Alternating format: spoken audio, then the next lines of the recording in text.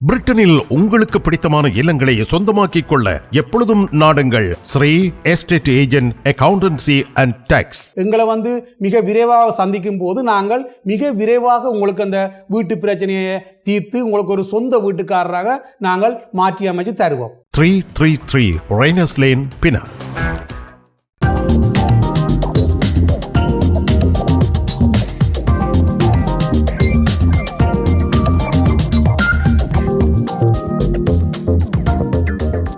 தமிழ் உறவுகளே வணக்கம். பிரிட்டன் செய்திகளுக்காக ஊடகவியலாளர் சீமாம்பிள்ளை யோகரட்னம் அவர்களை சந்திக்கின்றோம். வணக்கம் யோகரட்னம் அவர்களே. வணக்கம் திருராஜன் அவர்களே. வணக்கம். இப்பொழுது நாங்கள் எந்த விடயத்தை பேசினாலும் உலகில் பலரது கவனத்தை ஈர்த்திருக்கின்ற விடயம், பல நாடுகள் பிரச்சினைக்கு உள்ளாகி இருக்கின்ற விடயம், அமெரிக்கா இஸ்ரேல் நாடுகள் இணைந்து ஈரான் மீது தொடுத்திருக்கின்ற அந்த போர். இது தனியே 3 நாடுகளோடு மட்டும் சம்பந்தப்பட்டிருக்கவில்லை.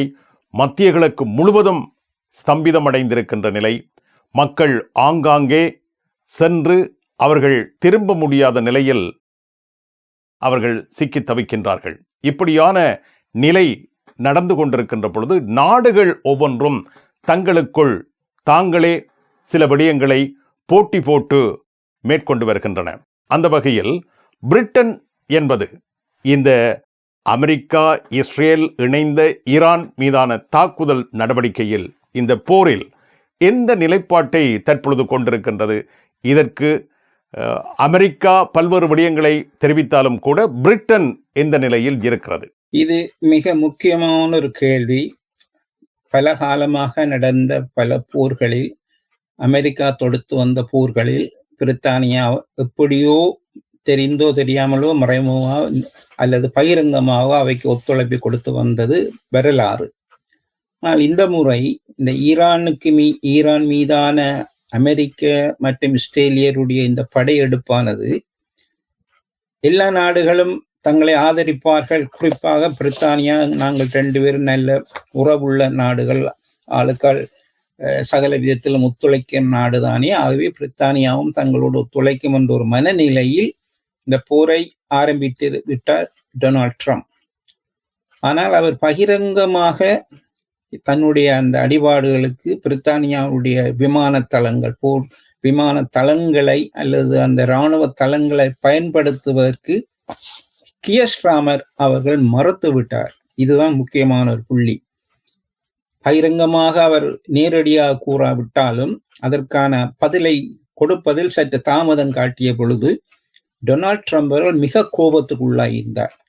தான் டிசப்பாயிண்டட், தான் சரியாக ஏமாந்து விட்டேன், பெரிய கவலை தருகிறது, பெரிய ஷாக்கிங் என்று பல வார்த்தைகளில் பிரித்தானியாவை ஒரு ஓரங்கட்ட ஆரம்பித்தார். ஏனென்றால் இந்த போருக்கு உதாரணமாக டியாகோ கார்சியாவில் இருக்கும் பாரிய விமானங்கள் அங்கே இருந்து ஈரானில் கொண்டு போடுவது என்பது இலகுவான ஒரு காரியம். டியாகோ கார்சியா அந்த தீவு இன்னும் பிரித்தானியாவின் கையிலே இருப்பதனால் அங்கே அமெரிக்க விமானங்கள் அங்கே இருந்து இங்கே கொண்டு போடுவதற்கு ஒரு தடையாக இருந்தது இவருடைய அந்த மறுமொழி சொல்வதில் உள்ள தயக்கம். இது அமெரிக்காவை பொறுத்தவரை மிகவும் கோபத்தை கொடுத்தது. அதே நேரம் பிரதமரை ஒரு சீண்டல் ஒன்று சீண்டியிருந்தார். அந்த சீண்டல் உண்மையில் எதிர்காலத்தில் இது ஒரு பெரிய கேள்வியாக மாறக்கூடிய ஒரு சீண்டல். அதாவது இவர் வின்சன் சர்ச்சில் அல்ல என்றொரு ஒரு நையாண்டி மொழியில் அவரை சாடி இருந்தார். அது எதை கூறுகிறார் என்றால், 2ஆம் உலக யுத்தத்தின் போது வின்சன் சர்ச்சில் ஐரோப்பிய படைகள், பிரித்தானிய படைகள் எல்லாத்துக்கும் தலைமை தாங்கி அமெரிக்காவோடு சேர்ந்து ஜெர்மனிக்கு எதிரான அந்த போரை நடத்தியிருந்தார். ஆனால் இந்த முறை இப்படி ஒரு போர் வரும் பொழுது இவர் அதை ஒத்துக்கொள்ளாதனால் இவர் ஒரு வின்சன் சர்ச்சிலா என்று, வின்சன் சர்ச்சில் அல்ல இவர், இப்ப நான் வின்சன் சர்ச்சிலிடம் கேட்கவில்லை என்று ஒரு தரம் குறைந்த ஒரு விமர்சனத்தை வைத்திருந்தார்.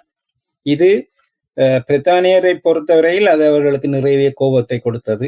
எப்படி இருந்தாலும், கருத்து வேறுபாடு இருந்தாலும், ஒரு நாட்டினுடைய பிரதமர் அவரை நீ வின்சன் சர்ச்சில் இல்லை என்றால் என்னும் பொழுது ஒரு கோபம் எல்லோருக்கும் வந்தது. ஆனால் அதற்கு அவரும் பதிலளிக்கும் பொழுது கூட நேரடியாக அதை தன்னுடைய கண்டனத்தை தெரிவிக்காமல் மறைமுகமாக கூறியிருந்தார். எப்படி என்றால், எத்தனையோ விடயங்களில் நாங்கள் ஒத்துழைத்து கொண்டுதானே இருக்கிறோம். உதாரணமா இந்த தகவல் தொழில்நுட்பத்தில், உதாரணமாக இராணுவ சம்பந்தமான சகல செய்திகளும் பிரித்தானியாவும் அமெரிக்காவும் பரிமாறிக்கொண்டே இருக்கிறது. இங்கே நடக்க போகிறது, நடந்து கொண்டு இருக்கிற இந்த தகவல்களை பிரித்தானியாவும் கொடுத்து கொண்டிருக்கும் அமெரிக்காவுக்கு, அமெரிக்காவும் பிரித்தானியாவுக்கு கொடுத்து கொண்டிருக்கும். அதில் எந்தவித தடையும் இல்லை. 24 மணி நேரம் தொடர்கிறதானே. ஆகவே அது ஒரு பிரத்யேக உறவு இல்லையா? அப்படி இல்லை என்றால் ஏன் நாங்கள் பரிமாற வேண்டும் என்று அவர் கூறும் அந்த பதிலிருந்து அவரை தன்னை வின்ஸ்டன் சர்ச்சில் இல்லை என்று அவர் கூறியதுக்கு அவர் சற்று நாகரிகமாகத்தான் பதில் கொடுத்திருந்தார். வேறு விதமாக அவருக்கு கொடுக்க தெரியும், ஆனால் கொடுக்கவில்லை. இந்த நிலையில் பொதுமக்களும் ஓரளவுக்கு இவருக்கு ஆதரவாக இருக்கிறார்கள். 7ஆம் தேதி மார்ச் 2026ஆம் ஆண்டு லண்டனில் பாரிய ஊர்வலங்கள் நடைபெற்றன இந்த போருக்கு எதிராக. பிரதமர் அலுவலகத்துக்கு முன்பு லண்டனில் ஆர்ப்பாட்ட ஊர்வலங்கள் நடந்து ஈரானுக்கு எதிரான போரை நிறுத்த வேண்டும் என்று, அமெரிக்கா இதை தலையிடக்கூடாது, ரஷ்யா மற்றது இஸ்ரேல் தலையிடக்கூடாது, அதுக்கு எதிர்ப்பை பல விதத்தில் எதிர்ப்பு தெரிவிக்கப்பட்டது. அந்த இடத்தில் பல மக்கள் இதில் கலந்து கொண்டார்கள். இது ஓரளவு பிரதமருக்கு ஒரு ஆதரவாக இருக்கும். அதே நேரம் அந்த மக்கள் வைத்த அந்த கோரிக்கையில் முக்கியமான வசனம், கண்மூடித்தனமாக அமெரிக்காவுடைய எல்லா கோரிக்கைகளையும் நீங்கள் ஏற்க வேண்டும் என்ற அல்ல. அதுக்கு பிரதமர் கூறியது, என்னுடைய நாட்டுக்கு எது தேவை, என்னுடைய நாட்டு மக்களுக்கு எது பாதுகாப்பு என்று தெரிகிறதோ அதை நான் செய்வதில் தயங்க மாட்டேன் என்றால், மறைமுகமாக அமெரிக்காவுக்கு இருக்கும் எல்லாவற்றுக்கும் நான் கண்மூடித்தனமாக சம்மதம் தர மாட்டேன் என்பது. இது பொதுமக்கள் மத்தியில் நல்ல ஒரு விதமான வரவேற்பை பெற்றுள்ளது. எங்களுடைய நாட்டு பிரதமர் ட்ரம்புக்கு முன்னுக்கு தலை குனிந்து போற ஒருவர் அல்ல என்ற உணர்ச்சி மக்கள் மத்தியில் தாராளமாக இருக்கிறது. அதே நேரம் இந்த விடயத்தில் இவர் சற்று வளைந்து கொடுத்திருந்தால் மீண்டும் ஒரு பழி வந்திருக்கும். அப்படி என்றால் 2003ஆம் ஆண்டு ஈராக் மீதான போரின் போது அமெரிக்க படைகள் தாக்கும் பொழுது, அப்பொழுது பிரித்தானிய பிரதமர் இருந்தவர் டொனி பிளேயரை அந்த நாள் பிரதமர் ஜனாதிபதியாக இருந்த ஜார்ஜ் புஷ் அந்த யுத்தத்துக்குள் இழுத்து பிரித்தானியாவுடைய ஆதரவை பெற்று பிரித்தானிய படைகள் அங்கே சென்று போராடி இருந்தன. ஆனால் ஈராக் போர் மத்தியில் உலகம் முழுக்க பிரித்தானியா ஒரு அவமானப்பட்டது. ஏனென்றால் அந்த பிழையான ஒரு கருத்தை ஆதரித்து அங்கே அணு ஆயுதங்கள் அல்லது ரசாயன ஆயுதங்களை வைத்து தாக்க போகிறார்கள் என்று ஒரு பொய் வதந்தி ஆதாரம் வைத்துதான் அந்த போர் ஆரம்பிக்கப்பட்டது. ஆனால் அது உண்மை அல்ல என்று தெரிந்த பின் அது பிரித்தானியாவுக்கு எதிராகவும், குறிப்பாக பிரித்தானிய பிரதமராக அன்று இருந்த டொனி பிளேயருக்கு எதிராக அது திரும்பி இருந்தது. இவ்வளவு புகழ்பெற்ற 3 தடவை பதவிக்கு வந்த டொனி பிளேயர் தன்னுடைய கௌரவத்தை இழந்தது இந்த போரில் போய் சேர்ந்ததுதான். ஆகவே இங்கே கியர் ஸ்டார்மர் இப்பொழுது ட்ரம்பினுடைய அந்த கோரிக்கைக்கு அவர் இணையாமல் இருந்ததும் இதுதான் ஒரு காரணம். ஒரு காலத்தில் இந்த பழி தனக்கும் வந்துவிடும். மற்றது 2 நாடுகள் சேர்ந்து ஒரு நாட்டினுடைய இறையாண்மைக்கு எதிரான சர்வதேச சட்டங்களுக்கு எதிரான முறையில் இந்த போர் நடைபெற்ற. ஏனென்றால் பேச்சுவார்த்தைகள் என்று ஒன்று நடந்து கொண்டிருக்கும் பொழுது அந்த பயங்காட்டி பேச்சுவார்த்தைக்கு அவர்கள் இறக்கியும் அது சரிவராது என்ற ஒரு கட்டத்தில் திடீரென்று முன்னறிவிப்புகள் எதுவும் இல்லாம இஸ்ரேலும் அமெரிக்காவும் தாக்குதலை நடாத்தி இருந்தது. பின்பு அவர்கள் நடத்திய தாக்குதலில் அந்த நாட்டினுடைய அதி உயர் தலைவர் என்று கருதப்பட்ட கமேனி அவர்கள் கொல்லப்பட்டார். அவர்களோடு கூட இருந்த முக்கிய அரசியல் இராணுவ தலைவர்கள் கொல்லப்பட்டனர். இதெல்லாம் இந்த நாட்டை பலவீனம் அடைச்சது. ஆனால் இதை நாங்கள் கதைத்து கொண்டு இருக்கும் இன்று வரை ஏறக்குறைய 8வது நாள் என்று இன்றும் தொடர்ந்து அமெரிக்காவும் மற்றது இஸ்ரேலும் சேர்ந்து ஈரான் மீதான கடுமையான தாக்குதலை நடாத்தி, நேற்றைய தின தாக்குதலில் முன்பு தாக்கப்பட்ட அந்த ஜனாதிபதி மாளிகைக்கு கீழ் அண்டர் கிரவுண்டில் இருந்த முக்கியமான அவர்களுடைய இராணுவ தளங்கள், இராணுவ ரகசியங்கள், அங்கே இருந்து செயல்பாடு செய்த அந்த கட்டடம் முழுவதும் தாக்கி அளிக்கப்பட்டுள்ளன. ஆகவே இது ஈரானை பொறுத்தவரையில் மிகவும் ஒரு பாரதூரமான விளைவு ஏற்பட்டுள்ளது. இருந்த போதும் அவர்கள் இன்னும் மற்ற நாடுகள் மீதான தாக்குதல்களை அல்லது அமெரிக்காவுடைய தளங்கள் மீதான தாக்குதலை கைவிடவில்லை. இது அமெரிக்காவுக்கு எதிர்பாராத ஒன்று. வெனிசுவேல் சென்று அந்த தலைவரை இலகுவா தூக்கி கொண்டு போன மாதிரி ஈரானிலும் தான் செய்யலாம் என்று நினைத்திருந்தார். அது அவரால் முடியவில்லை. ஆகவே அவருக்கு அதை தாக்க முடியாத நிலையை கடுமையான தாக்கு இன்னும் கூறிக்கொண்டே இருக்கிறார். இதை விட மோசமான தாக்குதலை நடத்துவோம் என்று இராணுவ ரீதியாக ஒன்றை செய்யும் பொழுது இன்னொரு விதத்தில் அவர் கையாளும் விடயம், ஈரானில் உள்ள குர்திஷ் இன மக்கள், அங்கே சிறுபான்மையாக இருக்கிற குர்திஷ் இன மக்கள், ஆங்கிலத்தில் கேர்டிஸ் என்போம், அவர்களுக்கு இந்த தங்களுடைய தனிநாட்டு பிரச்சனை ஒன்று காலாதிகாலமாக இருந்து கொண்டிருக்கிறது. இந்த சந்தர்ப்பத்தை பயன்படுத்தி அந்த குர்திஷ் இன படைகளுக்கு இராணுவ உதவியை கொடுத்து அவர்கள் மூலம் அந்த நாட்டில் ஒரு இராணுவ புரட்சி என்றில்லை அல்லது ஒரு வேறு விதமான கிளர்ச்சி ஏற்படுத்தி இந்த அரசாங்கத்தை மேலும் வீழ்த்த வேண்டும் என்ற ஒரு முயற்சி ஒன்று நடைபெற்றுக் கொண்டிருக்கிறது. இப்படியான பழிகளில் நேரடியாக தன்னை இணைக்காமல் பிரித்தானியா தப்பிக்கொண்டிருக்கிறது. இருந்த போதும் இப்பொழுது இராணுவ தளங்கள், பிரித்தானிய சில இராணுவ தளங்களில் சில அமெரிக்க விமானங்கள் வந்து செல்ல அனுமதிக்கப்பட்டிருக்கிறது. கண்டிஷன் என்னவென்றால், அதாவது பிரித்தானிய தளங்கள், பிரித்தானிய மக்கள், பிரித்தானியாவுக்கு சம்பந்தமான இடங்கள் தாக்கப்படுமாயிருந்தால் மீள் தாக்குதல் தாக்குறதுக்கு இந்த விமான தளங்கள் பயன்படுத்தப்படலாம் என்றும், சில பிரித்தானிய விமானங்கள், போர்க்கப்பல்கள் அங்கே சென்று ஈரானுக்கு எதிரான தாக்குதலை நடத்தவ அல்ல. இது மிக முக்கியமானது. ஈரானுக்கு எதிராக தாக்குவது அல்ல, ஆனால் அமெரிக்காவுடைய ஈரானிய அந்த ஏவு தளங்களை அதை தாக்கி அழிப்பதில் அமெரிக்கா நேரடியாக ஈடுபடுகிறது, இஸ்ரேல் ஈடுபடுகிறது. ஆனால் பிரித்தானியா அதில் நேரடியாக ஈடுபடவில்லை. தங்கள் நாட்டை நோக்கி வரும் ஏவுகணைகளை சுட்டு வீழ்த்துவதில் தங்களுடைய விமானப்படை பயன்படுத்தப்படும் என்று கூறப்பட்டுள்ளது. இன்னும் சில தினங்களில் இங்கே பிரித்தானியாவுடைய போர்ட்ஸ்மவுத் துறைமுகத்தில் இருந்து முக்கியமான ஒரு போர்க்கப்பல் அங்கே கிரீஸை நோக்கி, அதாவது சைப்ரஸை நோக்கி போயிருக்கு. என்ற சைப்ரஸ் என்ற நாட்டில் தான் பிரித்தானியாவுடைய மிகப்பெரிய இராணுவ தளம் இருக்கிறது. அந்த இராணுவ தளத்தினுடைய விமான ஓடு பாதையில் ஒரு சிறிய தாக்குதல் ஒன்று, ஒரு ஏவுகணை அல்ல, ட்ரோன் ஒன்று அங்கே தாக்கப்பட்டது. அது சிறிய ஒரு பாதிப்பு தான். ஆனால் இந்த ஒரு பாதிப்பை வைத்தே இதை சாட்டி பிரித்தானியாவை உள்ளுக்கு இழுக்கலாம் என்று அமெரிக்காவும் இஸ்ரேலும் முயற்சி செய்தன. ஆனால் அந்த விடயத்தில் இன்னும் பிரித்தானிய பிரதமர் சற்று கவனமாக இருக்கிறார். அவை இந்த போர் யாருக்கும் ஒரு சந்தோஷத்தை கொடுப்பதில்லை. ஆனால் இஸ்ரேலை பொறுத்தவரை அருகில் உள்ள சக்தி வாய்ந்த ஒரு நாடான ஈரான் இல்லாத மட்டில் இனி அவர்கள் இன்னும் பல அட்டகாசமான நடவடிக்கைகளை செய்வதற்கு உதவியாக இருக்கும். அதோடு அருகில் உள்ள லெபனான் நாட்டில் ஹெஸ்புல்லா படைகள், அவருடைய படை வீரர்கள் தங்கியிருக்க இடங்கள் தாக்கி அழிக்கப்பட்டு இப்பொழுது லெபனான் நாடு ஒரு சுடுகாடாக மாற்றிக்கொண்டு வரப்படுகிறது. இது அவருடைய தேவை. என்றால் அருகில் உள்ள லெபனான் எப்பொழுதும் பலங்குன்றியதாக இருந்தால்தான் இஸ்ரேல் தன்னுடைய காரியங்களை செய்ய முடியும். ஹெஸ்புல்லா படைகள் அங்கே இருக்கும் வரை அவர்களுக்கு அது ஒரு தடையாக இருக்கும். ஆகவே ஒரே இறையில் 2 மாங்காய் விழுத்துவதில் இப்பொழுது அமெரிக்க படைகளும் இஸ்ரேலிய படைகளும் இருக்கின்றன. இது 2 பேரும் சேர்ந்து நடத்தும் இந்த தாக்குதல்கள் இனி வருங்காலத்தில் சரித்திர புத்தகங்களில் இந்த போரை துவக்கியது யார் என்ற ஒரு கேள்வி கொண்டு வருகிறது. ஏனென்றால் இப்பொழுதே அமெரிக்காவுக்கும் இஸ்ரேலுக்கும் இடையிலே இந்த விடயத்தில் ஒரு கருத்து வேறுபாடு உண்டு இருக்கிறது. இந்த போரை துவக்கியது அமெரிக்காவா அல்லது இஸ்ரேலா? கூடுதல் அழிவுகளை செய்தது இஸ்ரேலா அமெரிக்கா என்ற ஒரு கேள்வி இப்பொழுது மக்கள் மத்தியில் ஒரு கேள்வியாக எழுந்துள்ளது. எதிர்காலத்தில் சரித்திர ஆய்வாளர்கள் இதை ஒரு பெரிய விடயமாக எடுத்து வரக்கூடிய இருக்கும். அதில் பிரித்தானியாவுடைய பங்கு நிச்சயமாக பேசப்பட்டே இருக்கும்.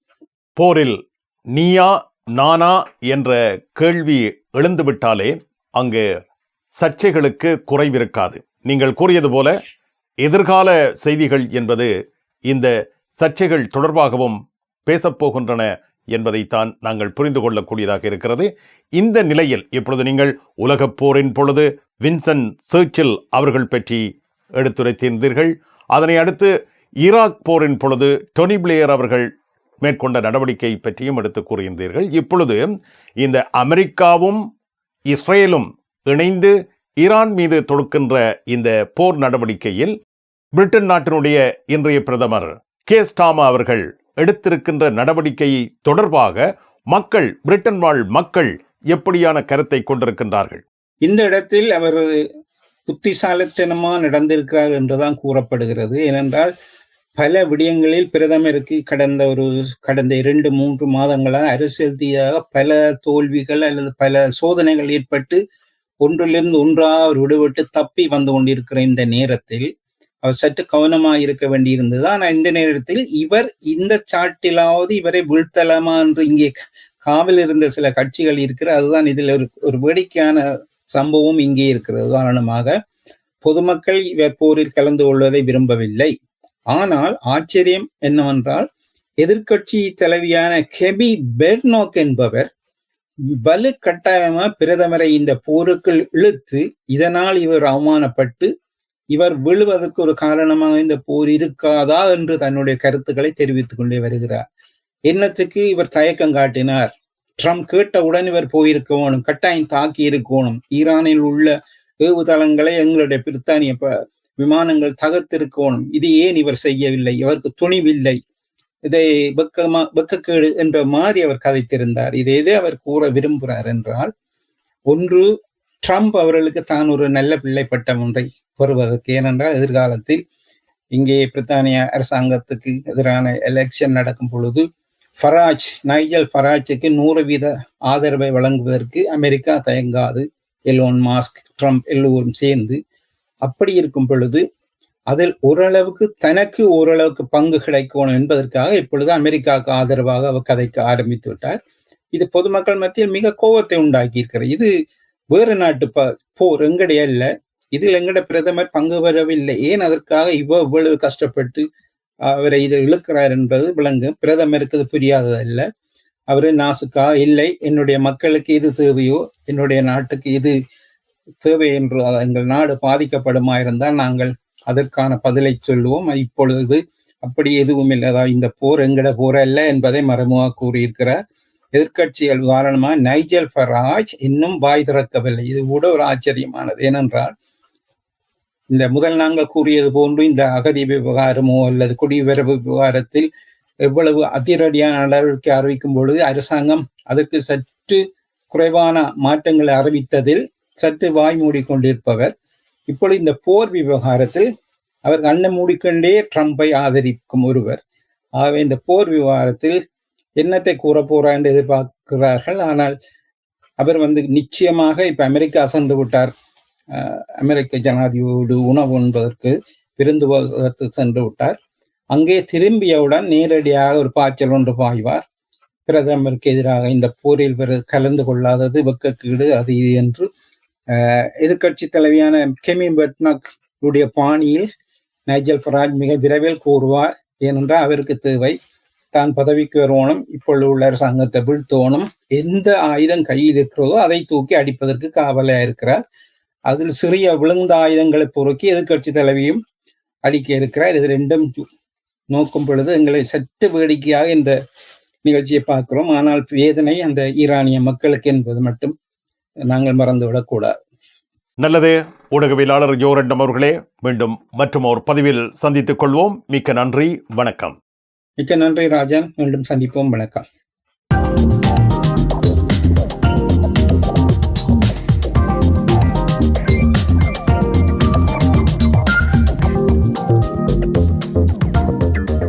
பிரிட்டனில் உங்களுக்கு பிடித்தமான இல்லங்களை சொந்தமாக்கிக் கொள்ள எப்பொழுதும் நாடுங்கள் Sri estate agent accountancy and tax. எங்களை மிக விரைவாக சந்திக்கும் போது நாங்கள் மிக விரைவாக உங்களுக்கு அந்த வீட்டு பிரச்சனையை தீர்த்து உங்களுக்கு ஒரு சொந்த வீட்டுக்காரராக நாங்கள் மாற்றி அமைச்சு தருவோம். 333 ரெய்னர்ஸ் லேன், பினாங்.